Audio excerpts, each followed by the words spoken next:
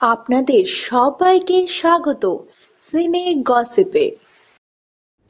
অভিনেতা বিক্রম চট্টোপাধ্যায় বর্তমানে টালিগঞ্জ থানার লকআপে।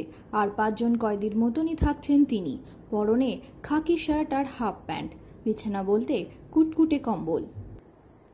শোনা যাচ্ছে গ্রেফতারির পর ভেঙে পড়েছেন এই অভিনেতা।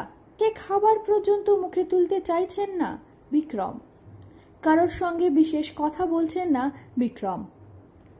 সারা রাত ঠিক করে ঘুমোননি তিনি। বেশিরভাগ সময় হাঁটুতে মাথা ঠেকিয়ে বসে থাকছেন। কার জন্যে চিন্তা হচ্ছে তার?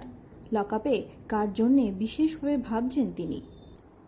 বিক্রম চ্যাটার্জির চিন্তার কারণ জানা গেল পরের দিন, যখন তার আইনজীবী অনির্বাণ গৌঠাকুরতা গেলেন তার সঙ্গে লকআপে দেখা করতে।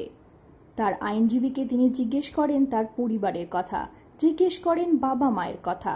মায়ের স্বাস্থ্য নিয়ে বেশ উদ্বিগ্ন এই অভিনেতা। আইনজীবীকে অভিনেতা বিক্রম চ্যাটার্জি জানান বাবা মা যেন তার জন্য চিন্তা না করে। 13ই জুলাই কলকাতা হাইকোর্টে বিক্রমের আগাম জামিনের পরবর্তী শুনানির ডেট। বিক্রমের পরিণতি কি হয় তা তো সময় বলে দেবে। এই তদন্ত সংক্রান্ত আরও খবর খুব শীঘ্রই আমরা নিয়ে আসবো আপনাদের কাছে। তার জন্য আপনাদের কিন্তু জুড়ে থাকতে হবে আমাদের সঙ্গে। আমরা হলাম সিনে গসিপ।